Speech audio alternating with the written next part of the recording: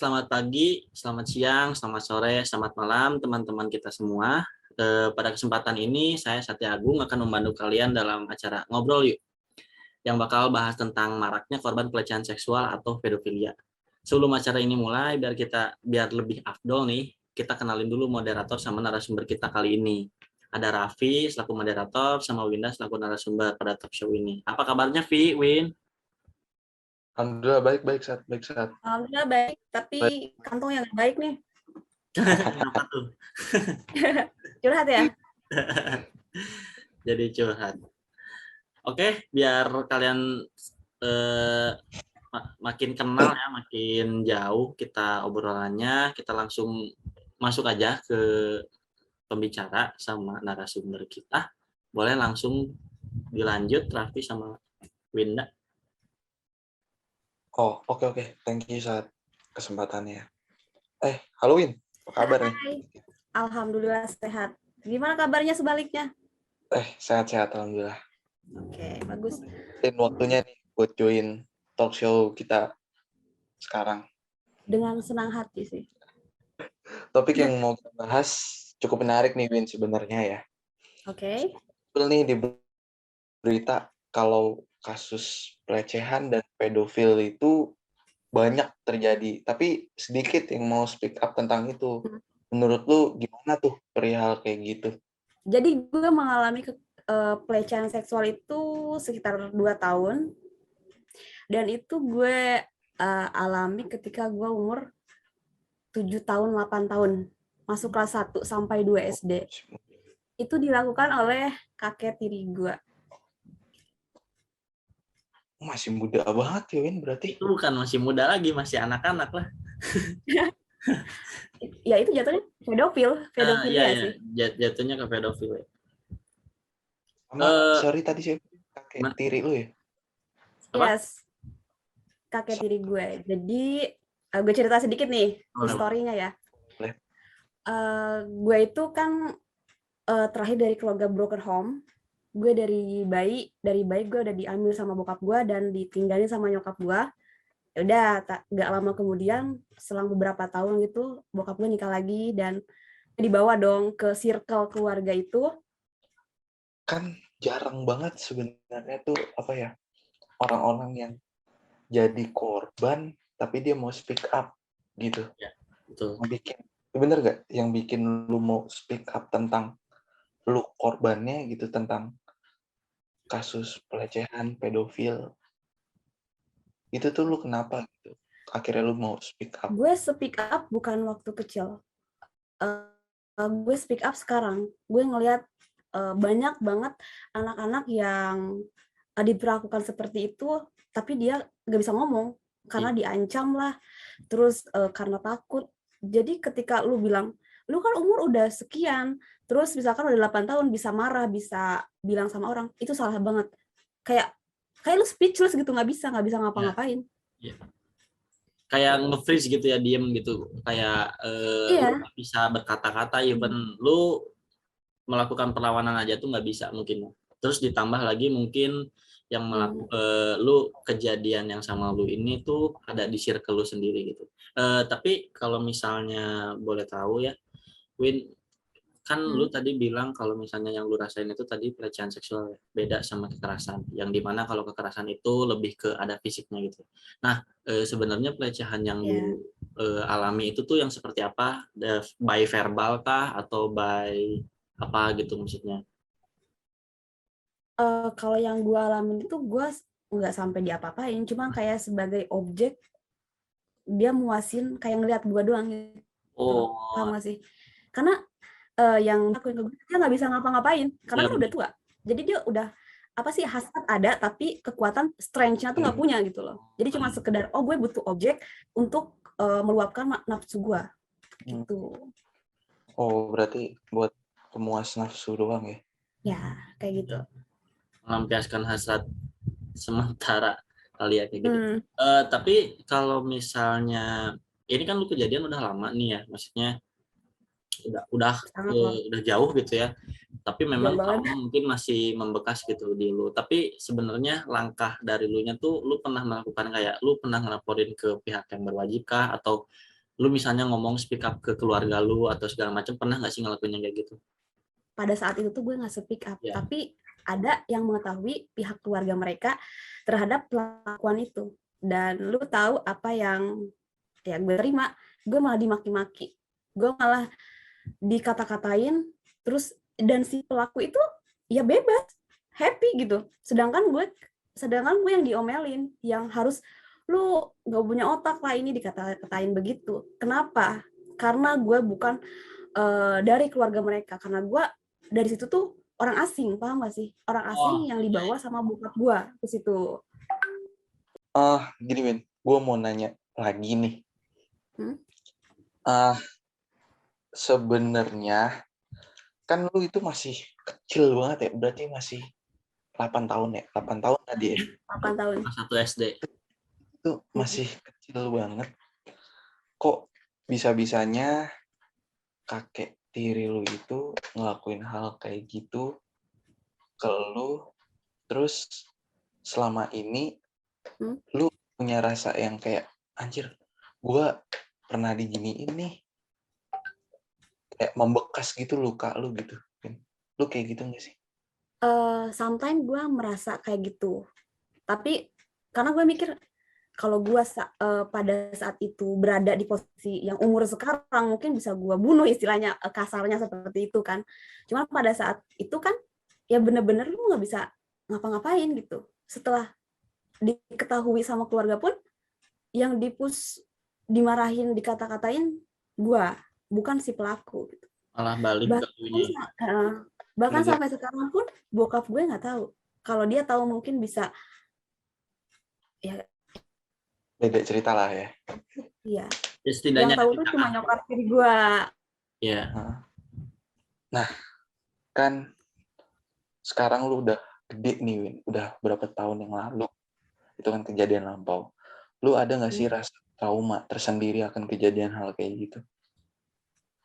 Alhamdulillah sih gue orangnya gimana ya, nggak ada traumanya, cuman kayak ada sometimes kayak terlintas, gue dulu diginiin tahu gitu. Kalau untuk trauma berarti gue ada sesuatu yang takut sama hal itu, atau takut sama orang, takut sama siapa. Nah itu untungnya tidak ada di gue. Tapi bukan berarti semua orang sama kayak gue. Ada beberapa orang yang memang mentalnya itu lemah, jadi dia dibikin ya trauma, bisa trauma gitu. Lu takut sama siapa gitu. Iya, jadi membatasi diri sendiri juga gitu, ketemu sama orang ini takut, ngelihat orang ini takut. Mungkin traumanya tuh untuk sebagian orang tuh ke arah situ ya. Terus karena kan mental orang beda-beda kan. Ya betul. Terus mungkin Winda pun mengalaminya karena dia dari kecil terus sampai sekarang juga itu gapnya udah agak lama gitu ya. Mungkin agak kekikis gitu loh si traumanya. Mungkin kalau misalnya ditanya pas hari H gitu misalnya kejadian, dibilang trauma ya pasti masih trauma lah, shock gitulah, bukan trauma mungkin ya, karena mungkin waktu kecil nggak masih belum ngerti gitu.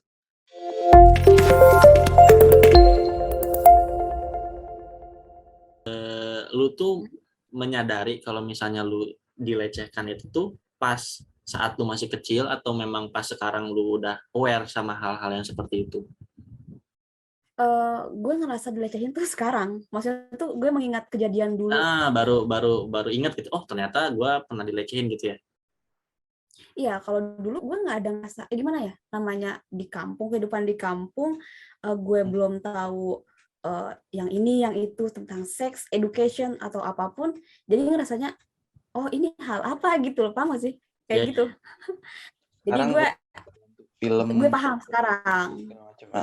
Gitu. Dan ketika sekarang banyak orang yang kok diem aja sih sampai hamil, sampai ini, speechless, emang nggak bisa, kayak nge-freeze, bener-bener dihipnotis gitu.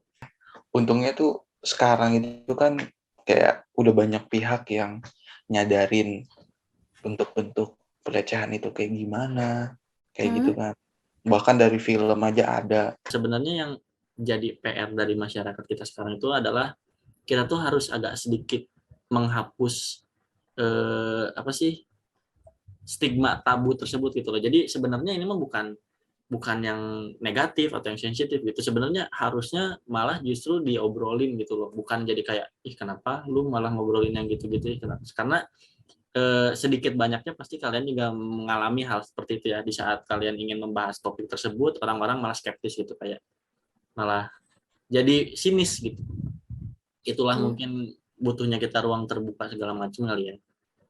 Oh ya Win, sekalian gue tuh mau nanya sebenarnya. Nah, kalau lu kan sebenarnya kejadiannya memang udah lama gitu, tapi lu juga pasti mungkin sering dengar berita atau dengar cerita-cerita orang lain dengan yang pernah mengalami hal serupa di usia-usia yang kayak kita lah kasarnya gitu, yang memang udah aware atau udah dewasa gitu. Nah, lu punya saran nggak sih kalau misalnya ada seseorang nih, misalnya ada seseorang amit-amitnya gitu jadi korban tersebut, terus misalnya curhat ke lu bakal menyarankan hal yang seperti apa gitu, atau lu misalnya bakal ngasih wejangan seperti apa gitu? Kalau semisalkan kejadiannya baru dialami dan dia cerita ke gue dan dia belum cerita ke orang lain, gue suruh speak up. Kalau masih pelakunya masih ada, penjarain. Kalau karena gimana ya? Pelakunya masih ada gimana? Gregetnya kalau pelakunya masih ada ya pidanain lah. Sama teman tuh pasti kayak adalah ceritanya gitu. Karena gue sendiri ya, ada temen gue ternyata dia baru ngomong sama gue tuh sebulan yang lalu sebenarnya. Dia baru ngomong sama gue kalau dia tuh pernah jadi korban begal. Ngerti kan maksud gue? Oh ya, begal ya, touch badan gitu kan. Iya, begal itu. Ya benar. Jadi kayak ya udah kayak nggak sadar gitu. Kayak nggak sadar kalau dia tuh dipegang. Jadi kayak cuman stuck, diem, bengong. Ini tadi gue kenapa sih? Ini gue tadi kenapa? Kayak gitu sih. Temen gue kemarin cerita kayak gitu. Iya, karena lu kaget. Bener. Walaupun lu kayak kaget. Pasti shock. Udah gede. Walaupun udah, jadi kayak seolah-olah ya tiba-tiba ngebeku kali ya, mungkin kayak gitu kali ya. Bener. Tapi gue belum pernah sih kalau udah gede. Gue cuma pernah pas kecil. Jangan sampai juga ya Bu ya. Isinya gini. Aduh, kalau kayak gitu gue tonjok nih orangnya. tapi kalau ganteng sih nggak apa-apa. Ya, bercanda. Karena dia posisinya gini, Win. Dia tuh di pinggir jalan, di trotoar jalan lah, jalan raya, di trotoar. Tiba-tiba ada motor ngedeketin dia. Ini kronologinya ya, gue diceritain. Motor ngedeketin dia, 2 orang. Terus katanya Toto langsung megang aja gitu. Cabut. Terus ya udah, cabut. Sakit orang gitu. Kayaknya langsung, gue pas denger aja langsung kayak, wow, ada ya. Gitu. Kok wow sih? Kaget kan lu? Maksudnya wow-nya bukan wow kayak amazed kan? Enggak kan? Gue kaget kayak denger ceritanya ya itu. Kaget. Kayak gitu. Maksud gue, ada gitu orang berani gitu. Itu kan jalan raya, rame. Dia nggak mikirin konsekuensinya gitu.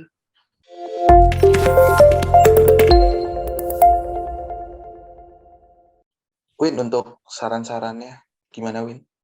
Untuk anak kecil tuh emang harus diajarin sejak dini tuh sex education. Kenapa? Karena itu sangat penting. Pada saat gue dulu waktu kecil tuh gue nggak paham nih, gue dilakuin kayak gini tuh itu bisa hamil resikonya atau bisa penyakitan, ada kan kayak HIV yang lainnya, itu gue nggak ngerti, nggak paham. Ya udah gue diem aja gitu kan, walaupun gue nggak di apa-apain. Dan gimana, makanya sekarang tiba-tiba orang hamil, orang ini dia mungkin nggak ngerti, ya nggak paham gitu. Dan satu lagi, perhatian dari orang-orang sekitar sih, itu sangat-sangat penting banget menurut gue. Oke, Win, thank you udah nyempetin waktunya buat sharing ke kita dan teman-teman. Cukup dalam pembahasan kita malam hari ini. Thank you banget, Win. Thank you juga, Win. Saat ya buat kita serahin buat lagi ke Satya. Oke, sekali lagi saya ucapin dulu makasih buat moderator kita, Raffi, sama narasumber kita, Winda, yang udah mau dikulik. Kita jadinya ngobrol panjang lebar nih selama berapa menit ya barusan ya gitu. Lagi-lagi kita nggak tahu kapan kita bakal jadi korban, kita nggak tahu juga situasinya kayak gimana sebenarnya kayak gitu. Cuman kalau misalnya kamu atau lo atau kalian gitu punya kesempatan untuk speak up atau keberanian untuk speak up, coba speak up ke orang-orang terdekat dulu aja gitu. Misalnya mungkin dari keluarga atau teman-teman. Tapi kalaupun misalnya di situ kalian nggak dapet sistemnya, kalian harus cari bantuan yang lain gitu.